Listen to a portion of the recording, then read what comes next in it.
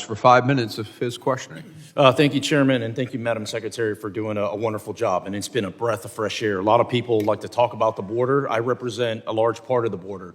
The places that are on TV are the places that you have visited, the places that I represent, like Del Rio, like Eagle Pass, like El Paso, other places. And y'all have done a fantastic job. I want to start with BORTAC. BORTAC has been, when we talk about how do we go out and apprehend these hundreds of thousands, if not millions, of convicted criminal illegal aliens that are a threat to all our communities, BORTAC is always the answer. I recently met with them. They're based out of Fort Bliss. They're in El Paso. They're always the ones that go out and are doing the heavy lifting. If I'd love to put this on your radar. I know you're making a lot of budgetary decisions, and the administration is. That facility is way, way outdated. For the work that they do, they need a new facility. And I know it's on Fort Bliss. If there's a way that we can work either through this committee or through the Appropriations Committee to find a way to give them the proper housing, just the proper headquarters that they need, I think this would be very critical in going out there. I'd love to hear your thoughts on BORTAC. Yeah, I spent some time with them as well down at Fort Bliss, and they do incredible work, and they don't just operate within their own agency, but also partner with other law enforcement agencies and meet needs around the country at a moment's notice. So their skill set is unique. Their specialty training is needed, and in fact, it needs to be expanded. We could use more teams like they have and give them more opportunities to continue to serve, because the skill set they bring to the table keeps people safer. And helps us meet the challenges with what we need to protect our officers out in the field and to make sure citizens are protected as well. So we'll certainly look at their facilities and see what we can do to strengthen the resources that they have.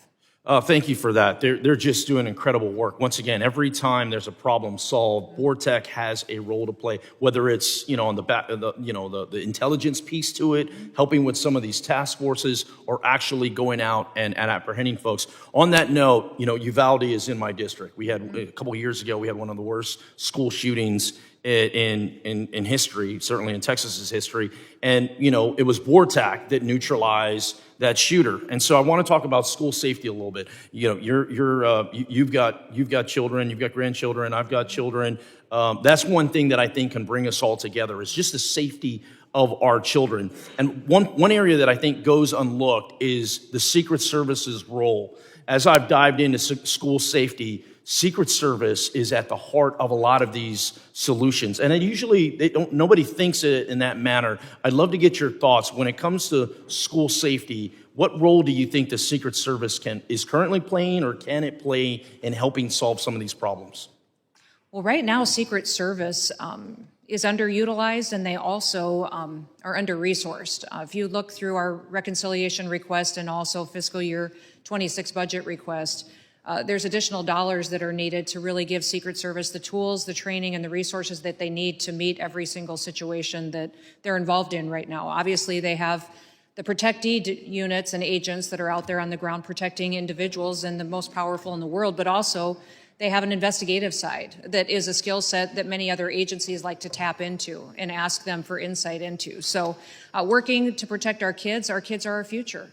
They really are what America is going to be and is today for many, many years. So it's incredibly important that we use that skill set to give advice, wisdom, but also training to those individuals that secure our schools. The Department of Education has a partnership with us in how we train school security officers, but also how we go out and support local law enforcement to respond to situations like you experienced in your home district.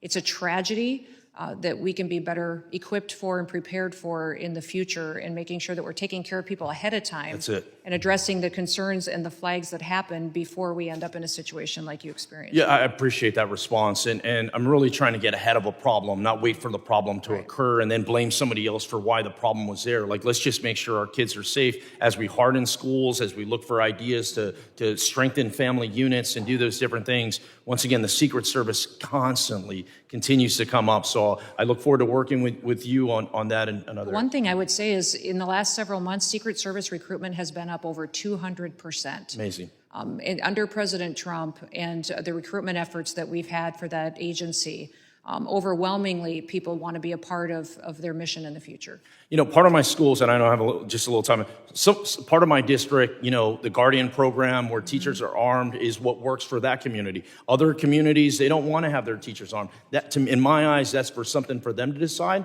But as far as a federal government response, I think the Secret Service can add to whatever local ideas they have. So I look forward to working with you on strengthening that and others. Thank you again, and I yield back, Chairman. Gentleman's time has expired. I now recognize Ms. Johnson for 5 minutes of questions.